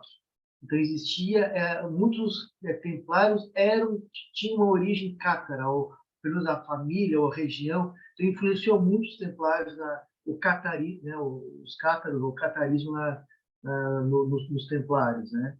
Até pela região, era uma região rica onde saíram muitos templários, né, ou nobres que viraram templários, né? Então, eu acho que isso é interessante, porque no que eu li também, nessa parte das cruzadas, alguns templários realmente participaram, existia um conflito, que era como eles estavam voltando para a terra, brigando com parentes ou pessoas, e talvez e alguns templários tinham esse culto ao catarismo. Outra situação também que tu comentou, que eu também estava conversando com o Dudu um tempo, que eu acho muito interessante é sobre o cristianismo primitivo, que às vezes né, a gente fala do cristianismo moderno, mas o primitivo é muito interessante. Existiam muitas discussões sobre o Pai, Filho e Espírito Santo, essa parte do trino, se não era trino, se era uno. Então isso que a gente esqueceu um pouco, né? A gente não fala muito disso, mas a criação do cristianismo, o cristianismo primitivo é muito rico, né? Tem essa parte também que tu comentou da gnose, do misticismo, que a gente perdeu um pouco. E uma das coisas que eu me lembro, que faz um tempinho que eu tinha estudado sobre o catarismo, é que eles acreditavam, aí eu não me lembro se realmente era isso, mas eles acreditavam que a terra onde a gente estava morando era o inferno. Não existia o inferno, era onde a gente estava estudando, onde a gente convivia. E a gente tentava fazer o bem para ir para o céu, ou sair do ir para o bem. Então, assim, a gente vivia no inferno, né? No mal, e onde a gente estava, onde a gente tinha nascido, tal, era o mal. E a gente estava tentando trabalhar, o Cato trabalhava o bem, né, para que a gente fosse para o céu ou para o lado da luz, né? Então, só queria te agradecer, Jorge. Eu achei muito interessante e realmente é muito rico essa parte do catarismo e tem poucas. Eu acho que até eu vi um vídeo assim que tem uma associação de catarismo, estudo do catarismo aqui no Brasil, tal que no final não me aprofundei, mas parabéns pela apresentação. Valeu, Ricardo. Beleza? Sim. Passar a palavra para o irmão Gladson. Irmão Gladson, se quiser falar alguma coisa, está disponível. Primeiro, parabéns pela apresentação. Começar falando que o Ricardo resumiu bastante ali, mas é o jogo de interesse, né? Os reis, né, tinham os jogos de interesse. Então, como falou, não é especificamente pela religião, né, em si, pelo ensinamento que eles tinham, por toda essa parte. É o jogo de interesse, porque tinha terra rica e os reis não queriam perder, assim como aconteceu com os templários depois. Não foi o ensinamento que os templários queriam deixar, e sim a riqueza, o que eles iam ameaçar em sentido de riqueza, né? É o poder, né? Isso acontece até hoje e acontecia. Eu notei também a parte, né, do respeito, o comportamento, como tu falou, dos animais que não matavam, os ensinamentos que eles passavam, né, a doutrina que eles seguiam, né. A parte das mulheres ali, né, também é bem interessante, como as mulheres, né, o direito que elas tinham, como eles levavam isso. Então, pô, se os reis queriam algo referente ao poder, literalmente está isso, porque eles não pegaram a parte boa que eles deixavam, né, só pegaram o quê? O poder, né, que era o que eles queriam, a terra, o dinheiro que a terra tinha, né. E o que eu anotei aqui, né? A terra é a luz, né? A terra é das trevas. O que seria essa parte aí? O céu e o inferno? Eles teriam tinha a parte do que eles falam dessa parte da terra e das trevas. O Ricardo bem comentou, não sei o que seria essa parte, o que é o céu e o inferno, acho que é isso que eles queriam falar, eles também tinham um pouco dessa visão, né, do inferno e da terra, o Ricardo comentou bem. Deixa eu ver mais o que eu anotei aqui, né, e fala bastante do bem e do mal, né, que eles faziam o bem, né, procurar fazer o bem, e como o Ricardo também falou da religião antiga, que é o que tinha a parte bem filosófica, algo mais assim que procuravam, que hoje é mais uma parte de religião que a gente vê que é mais uma doutrina, né? Aprende aquilo ali na religião, mas não tem essa parte filosófica. Ele bem falou, né? Do Pai, do Espírito e do Filho Santo, né? As religiões não passam muito isso. Passam um ensinamento básico ali e deu. Não tem essa parte que hoje a gente procura, que eles procuravam, tinham bastante isso, né? Acho que era isso. E parabéns. E dissesse que era resumiu, né? Nossa, imagina se não tivesse resumido, né? Resumindo, né? Parabéns. Show de bola, é isso aí. É a queda do... a questão do dualismo, né? Do bem e do mal ali, a queda da alma. Para eles, o espírito que continuava no céu, né? E a alma que caía no corpo humano e caía na terra. E a alma fazia as experimentações, depois a alma levava esse conhecimento para o espírito. Mais ou menos assim. Até entrar na gnose, né? Um estudo bem mais aprofundado, como eles viam essa questão do porquê da matéria. É aquela pergunta, as perguntas que a gente sempre faz, né? Quem sou eu? O que eu estou fazendo aqui? De onde eu vim? De onde eu vou? Perguntas que eu acho que todo ser humano, um momento da vida, vai fazer e não vai conseguir responder. Passar a palavra para o Zezinho. Zezinho, tá com a palavra. Se quiser falar alguma coisa, está disponível. Primeiro, parabéns, Jorge. Fiz um panorama histórico aí digno de um professor de história, hein? Então, até quando eu estava fazendo um paralelo aqui, eu cheguei em casa aqui, minha mulher estava assistindo um documento, não sei se é série, documentário daquela Flor de Lis, aquela que matou o Flor de Lis. marido, fez, fez um tendel, né? Fez o diabo. E que ela fez isso tudo em nome da ganância, do poder, de tudo isso aí. E é impressionante, né? A história, ela vai se encontrando, né? Coisa. Aí o Jorge tá, o que tem que ver? Tava falando do negócio lá, cara. Os caras tinham a ganância de arrancar os mortos dentro do caixão lá. Aqui, nem na morte o cara tinha dignidade, né? Tiravam o morto, queimavam os ossos, tudo isso em nome para pegar a riqueza, usufruir da riqueza. Então, é impressionante, né? O quanto o ser humano ele não entendeu, não entende, não vai entender. Não sei se um dia vai entender o realmente significado de Jesus, né? De tudo isso que a gente vive, que distorce tudo, né, cara? Torcem tudo em nome em nome de uma religião, em nome de coisa. Eles não querem o ser, eles querem o ter, né? Então isso aí me chamou muita atenção dentro da classificação, Jorge, da perseguição em nome de uma ganância, meramente de riqueza, de acúmulo de poder, né? E então, até também fica a dúvida e o questionamento, até que certo ponto também os templários, que eram, pelos mais ou menos que eu não estudei, mas por mais ou menos eu vejo os irmãos falando, que tinha uma ligação até com os cátaros, como é que eles não compraram essa briga, mas como é que eles iam comprar se eles estavam, não sei se dá para dizer que estavam jogando no mesmo time ou estavam presos ao poder da igreja, do Papa, né? Então, essa série de coisas assim, tu acaba se indagando e acaba gerando umas dúvidas também na cabeça da gente, né? A ganância, né? Então, deixar para os irmãos falar um pouco, mas eu mais ou menos foi por isso que eu mais ou menos entendi de tudo isso. Ah, beleza, é isso aí. Agradeço aí pela colocação. O irmão Eliezer está meio resfriado hoje, não vai falar. Passar a palavra aí para o irmão Anderson. Irmão Anderson, se quiser falar alguma coisa, tá? Fique à vontade, tá? Se quiser falar nada, também não precisa. De boa. Bom, antes de tu colocar o tema ali no grupo, ali eu não tinha conhecimento, né, sobre os cátaros. E de tarde eu tirei para dar uma pesquisada. Então, achei muito interessante a parte da dualidade que eles acreditavam, né?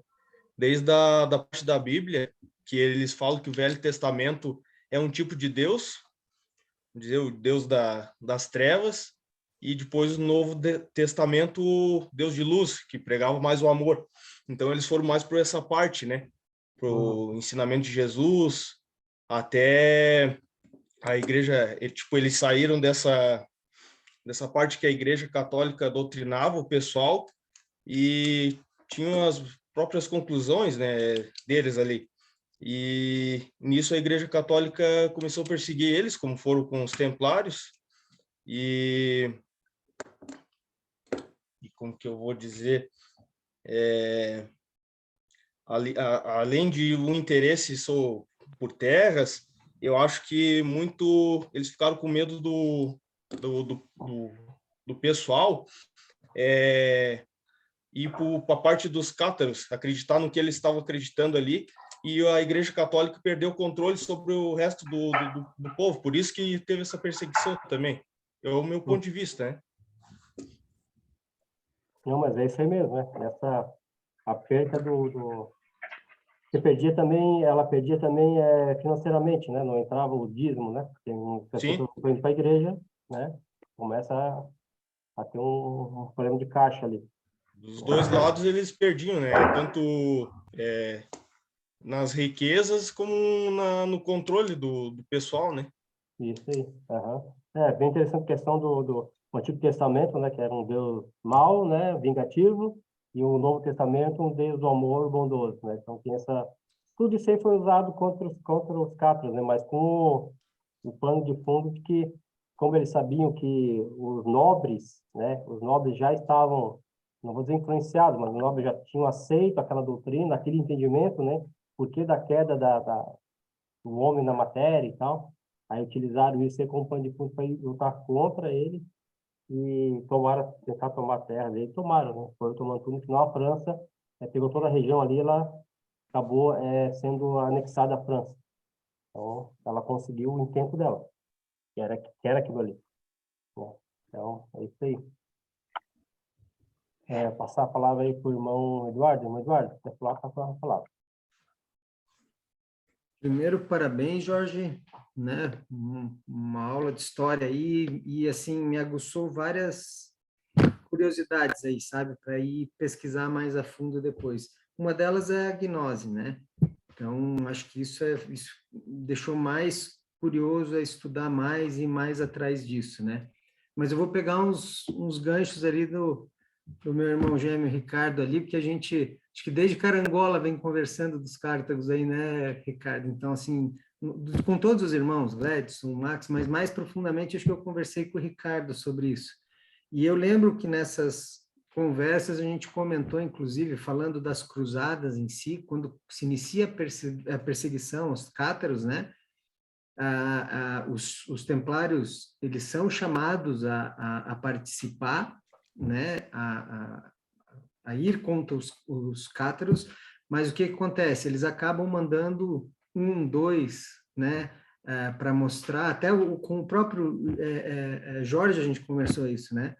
Eu acho, eles mandam um, dois cavaleiros só para justificar que eles foram até lá, né? Então, assim, porque era uma ordem que vinha de cima, você tinha que cumprir, mas não existia o interesse em si de perseguir os cátaros, né? Tanto é que eles chegavam a recolher esses cátaros para os próprios castelos, eventualmente, né? É verdade, é verdade, é verdade. Proteger, trazer eles. Essa passagem que falou, eu vi em 2 livros, falando que alguns templários, Eles ordem recebiam para esconder.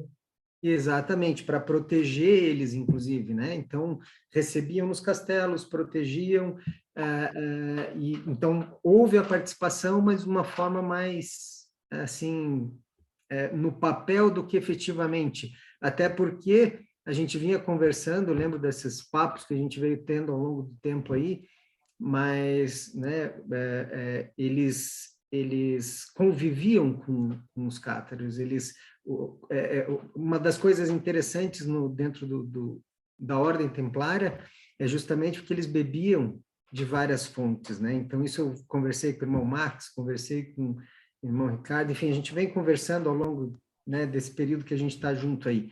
Então, eles bebiam de várias fontes, né? Então, e eles, quando a ordem nasce, ela responde apenas ao Papa, ela tem uma autonomia, né? Para criar, construir as suas igrejas, os seus templos, enfim, os seus rituais, eles têm uma certa autonomia que a gente vê aí. E dentro dessa autonomia, acaba que eles acabam bebendo de outras fontes, né? E trazendo isso para a própria ordem, né? O que é interessante, sem abrir mão de ser cristão. Isso que é interessante. Então, achei muito bacana, então, essa parte. E o que me chamou a atenção também é a questão do como eles não comiam carne, e eu não como carne, eu como peixe, bem dentro da dieta deles. Me identifiquei com essa parte. achei bem bacana, porque assim, basicamente era o peixe, mas tinha o laticínio, tinha, né? Mas me identifiquei, achei bem curiosa essa parte aí, né? E trazendo também a questão que o Ricardo contou ali, né? Da questão do, entre aspas, o inferno ser aqui no mundo material, isso também vem ali do bogomilismo, né? Do padre Bogomilo, né? Que já vem com essa crença aí que você tem justamente, não é um Deus que cria tudo, né? Tem um Deus que cria o espírito e um Deus que cria a matéria. E esse Deus que cria a matéria, ele não é bom, né? Então, já tem uma versão aí para um lado negativo.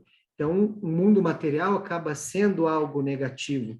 E aí acho que cai bem dentro do que o irmão Ricardo colocou aí de a gente tentar voltar para esse lado espiritual. Então, achei bacana também essa tua colocação, né? Da queda para o mundo material e a gente tentando voltar aí para né, para esse mundo espiritual. E também toda essa parte da reencarnação, enfim, que a gente vem conversando aí ao longo do tempo. Jorge, era basicamente isso aí, achei fantástico. Agora só, como eu disse, agora eu vou ter que pesquisar, vou ter que ler mais sobre isso. Foi muito bacana. Valeu, irmão. Show de bola. Obrigado, Eduardo. Esse é um tema muito bom, catarismo, dos cátaros, né? O cara começa a ler, o cara fica... É uma história, entendeu? Começa a ler a história, ao decorrer da história deles ali é complexo. Passar a palavra para o irmão Max. Irmão Max, está com a palavra. Se quiser se manifestar, está disponível. Boa noite, irmãos. Olha, depois de tantas colocações aqui dos irmãos, fica realmente difícil, não tem muito o que falar, Jorge, mas primeiro, parabéns, foi uma aula de história, como os irmãos colocaram. Eu imagino realmente, quando você falar que não vai ser resumido, daí eu vou ficar com medo, né? Mas foi muito completa, Jorge, não foi resumida, não foi super completa. E foi uma aula realmente, e aguçou a curiosidade para estudar os cátaros, como o irmão Anders colocou, eu também nunca tinha estudado, parado para ler nada sobre os cátaros, e hoje à tarde eu parei um pouquinho ali para ler e ouvir alguns vídeos e algumas coisas, né? A gente conversou no domingo lá, né, Jorge, no almoço, e você me apresentou o livro do Hermínio, né, que é Os Cátaros e Heresia Católica, e hoje eu pesquisei um pouquinho sobre ele e tal, e me fascinou a história, porque, concordando com o irmão gêmeo Ricardo, tá aí a capa dele, né, Jorge, mas eu acho que o teu filtro agora de trás ali me sumiu a capa. Não dá Ele pra tá ver. com... mas eu concordo muito com a ideia do irmão Ricardo e do irmão Eduardo, a gente já conversou sobre isso, né, que esse cristianismo primitivo, ele me aguça uma curiosidade. Eu acho que em alguma vida eu participei de algo assim, porque me aguça muito essa parte, né? E os cátaros vêm lá dos druidas, e então eles... E aí, voltando à questão que o Zezinho falou ali, né? Por que eles não compraram a ideia, os templários não compraram a briga? Mas, de certa forma, eles compraram e protegeram alguns cátaros, como o irmão Eduardo muito bem colocou ali, porque também bebiam da mesma fonte, né? O templarismo sempre se alimentou do cristianismo esotérico, do cristianismo primitivo, né? Da gnose, da cabala. E quando a gente fala em cátaro, é legal isso, que a gente pode estudar um pouquinho de tudo, né? O que me chamou muito a atenção, Jorge, foi e eu aconselho a todos os irmãos, e eu vou ler voraz esse livro, vou comprar e vou ler, que ele fala sobre um tema que também me aguça a curiosidade, que é o reencarnacionismo, né? Que parece que havia um flerte entre os cátaros e essa teoria, né? Essa doutrina. E nesse livro, a história desse Hermínio é muito legal, que tu colocaste ali de forma resumida, né, Jorge? Mas tu me explicou lá no almoço, e depois eu estava vendo um vídeo de uma historiadora falando sobre isso. Olha a viagem do livro, né? O cara descobre, ele tem sonhos de que ele está sendo queimado por uma pessoa, ou um grupo de pessoas. E aí, em determinado momento, no consultório dele, se não me engano, ele escuta uma senhora relatando essa mesma coisa. Olha só, dizendo que tinha um sonho que era queimada por alguém. E eles começam a conversar e eles veem que a descrição dessa pessoa bate o agente que queimava.